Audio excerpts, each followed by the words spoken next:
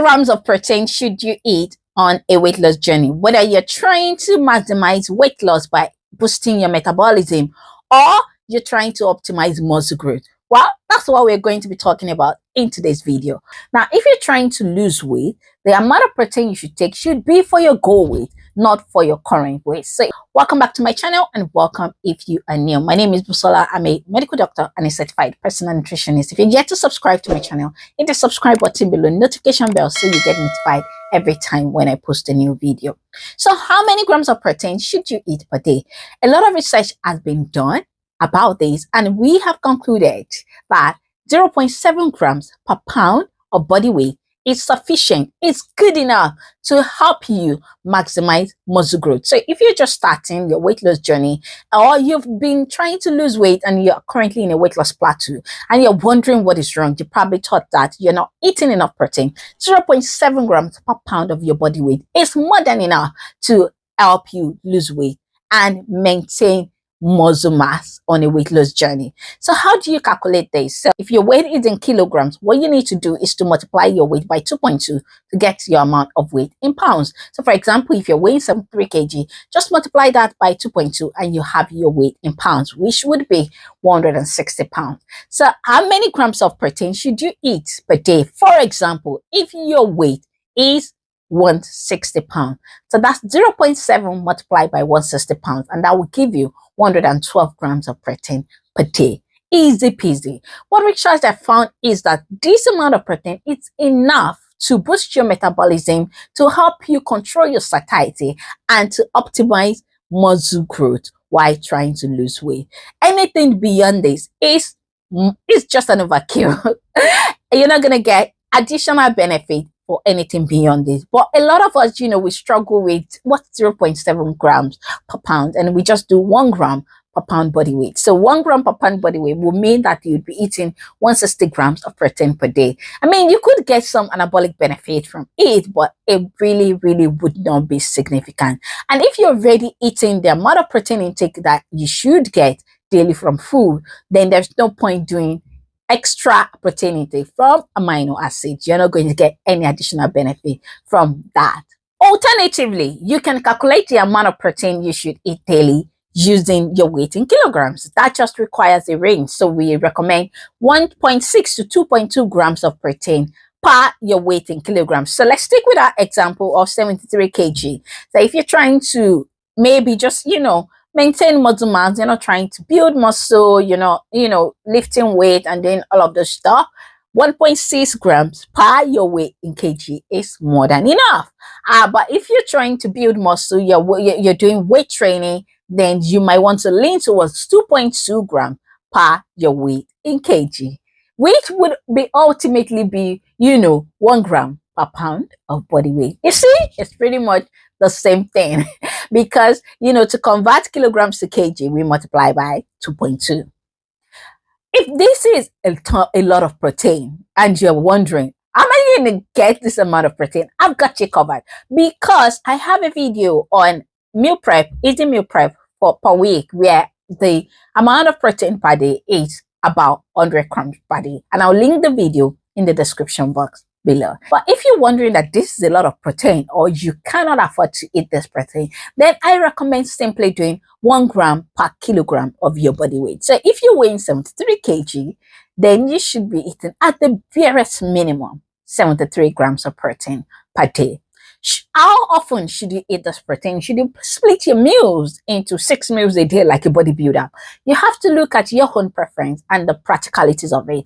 What's going to work for you? For a lot of people, 3 meals and 3 snacks per day may be unrealistic, and maybe you're doing 2 meals a day. You have to look at how to optimize your protein intake within the number of meals that you're eating. So for example, if you just want to eat 2 meals per day, and you want to do your best to get to 100 grams of protein per day, you have to make sure that you're eating high protein meals. How can you do that? For example, if you want to eat eggs and vegetables and you want to optimize that, so for one egg is 6 grams of protein. So you need to do 2 eggs to get 12 grams of protein.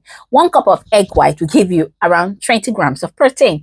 And then maybe you want to add lean animal protein again. You can add turkey breasts, ground turkey breast, which will give you another 12 grams of protein. You're already at 44 grams of protein.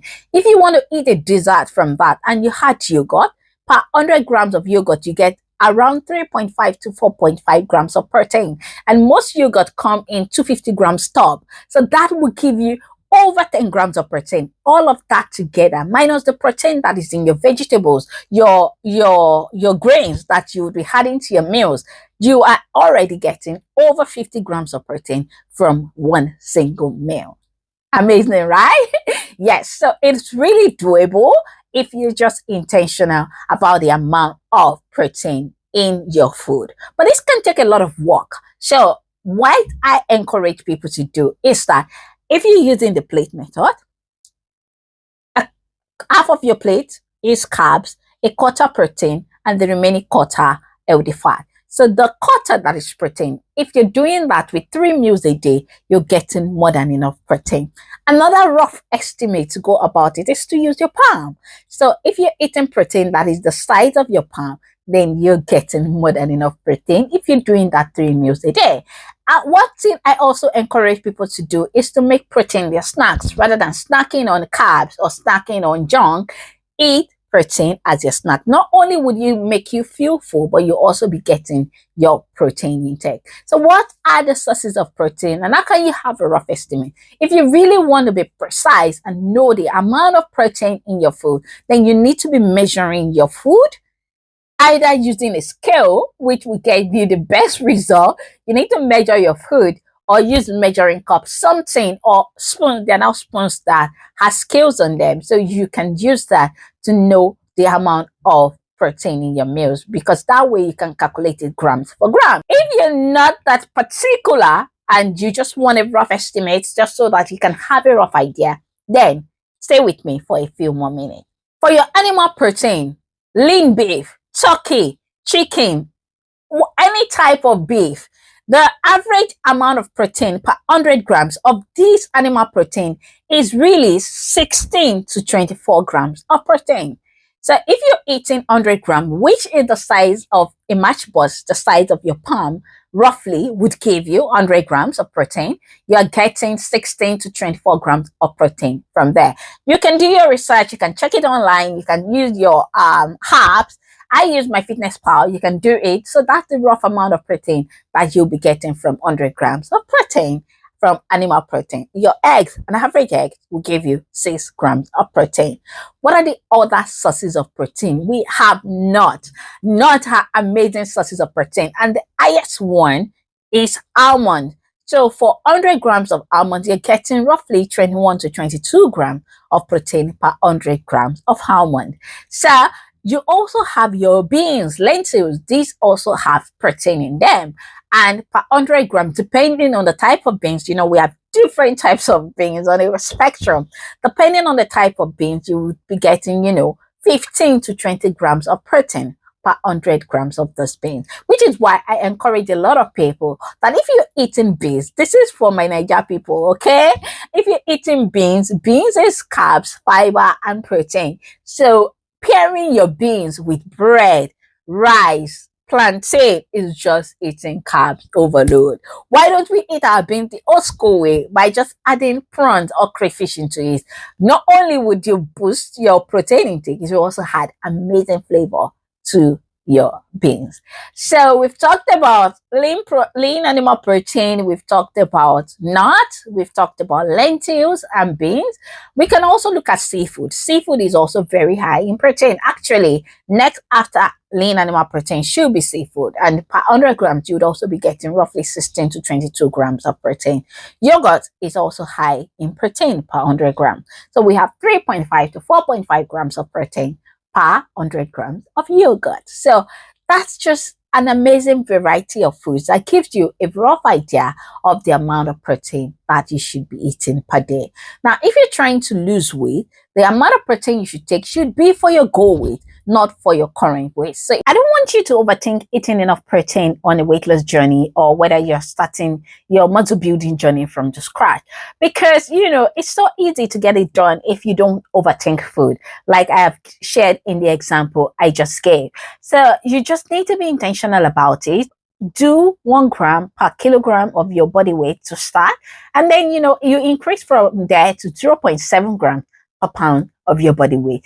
Try to incorporate this into your meals. Snack on protein: yogurt, eggs, almond nut, grilled chicken, salmon, shrimps, prawn. These are amazing snacks that you can incorporate into your food to get the best result on your weight loss journey. When counting protein, it's important to know that you need to count the amount of protein in all your food intake, not just the protein in your main animal protein. So you're having protein in your grains, whether you're eating brown rice, white rice, oats, lentils, you have some form of protein in that. Even in your oats, you have 2 grams of protein or thereabout per 100 grams. So all of these count into your daily protein intake for the day. So you have to bear that in mind and do not necessarily count the protein in your animal sources of food alone. If you're just getting started, 1 gram per kilogram goal weight is a good place to start from. Then you increase to 0.7 grams per pound of your goal weight to get maximum benefit. If you're currently on a weight loss journey and you're stuck in a weight loss plateau, meaning that you've been stuck in a particular weight for 2 weeks, 3 weeks, and it seems like the scale is not shifting despite eating healthy, eating the same amount of calories you were eating to lose weight initially, then you can bump up your protein intake. It's a game changer because if you bump it up, it alters your metabolism and you will see a shift in your weight, because a lot of research has shown that you burn calories to actually digest protein. You burn more calories to digest protein than your other macronutrient, carbs, fat. That's why it boosts metabolism. So if you're stuck in a weight loss plateau, increase your protein intake. If you like this video, please give me a thumbs up, share it with your friends, and do not forget to subscribe. Until next time, next week, where we're going to be talking about another weight loss tip, stay fit and healthy. Bye for now.